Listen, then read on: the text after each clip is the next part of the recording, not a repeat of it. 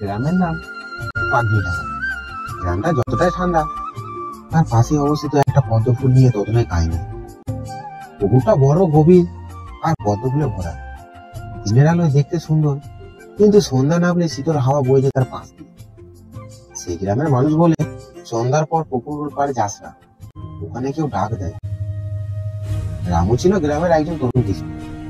শহরে পড়াশোনা করে কয়েক বছর পর ফিরে এসেছে। এসব ভূতের কথা শুনে সে হেসে উড়িয়ে দেয়। তার মায়ের কথাও সে শোনে না। তার মা কেঁদে বলে, রামু, কেউ কেউ গেছে, সে ফিরে আসেনি, তুই একলা যাস না বাবা। একদিন সন্ধ্যায় রামু ধান ক্ষেত থেকে ফিরছিল। হঠাৎ তার কানে এলো পুকুরের দিক থেকে কারো গান। পদ্ম ফুল ফুটছে রে, পদ্ম ফুল ফুটছে। অদ্ভুত কণ্ঠ, যেন নারী পুরুষের মাঝামাঝি। ঠান্ডা গলা, ভেতরে কেমন যেন অদ্ভুত আকর্ষণ। রামু থেমে যায়। পুকুরের পাশে দাঁড়িয়ে সে দেখতে পেল একজন নারী দাঁড়িয়ে আছে, সাদা শাড়ি পরা, চুল ভেজা, কিন্তু মুখ দেখা যাচ্ছে না। সে দেখে, ধীরে ধীরে তাকে হাত তুলে ডাকে।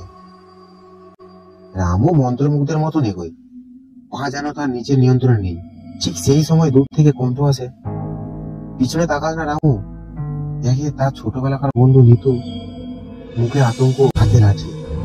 রামুকে টেনে নিয়ে সে দূরে যায়, আর পিছনে তাকিয়ে দেখে কেউ নেই। পুরো পুকুরে জল থই থই করছে, আর এক ফোঁটা ভালো দেখা যায়। রাতে রামু জ্বর এলো। সে হেসে হেসে বলে, ও আমায় ডাকছিল। ও বলে আমি তার। পরের দিন নিতু গ্রামের এক বিদ্যার কাছে যায়।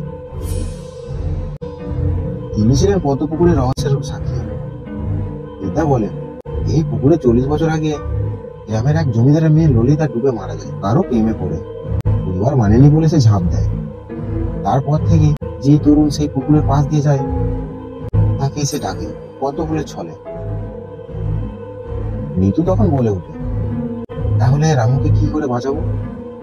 বিদ্যা বলে, ললিতা অপেক্ষায় আছে। যে ছেলেটা তাকে ভালোবাসবে, তার মধ্যেই সে প্রবেশ নেবে। কিন্তু যদি কেউ তাকে ঠকায়, ঠিক সেই মুহূর্তে রামু নিজে উঠে দাঁড়ালো।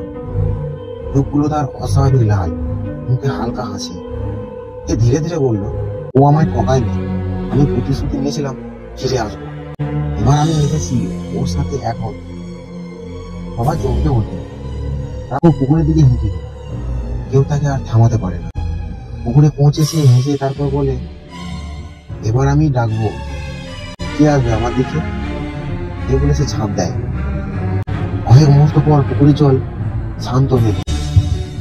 কিন্তু সেই রাত থেকে গ্রামের তরুণরা স্বপ্নে শুনতে পায় সেই গান, পদ্ম ফুল ফুটছে রে, পদ্ম ফুল ফুটছে।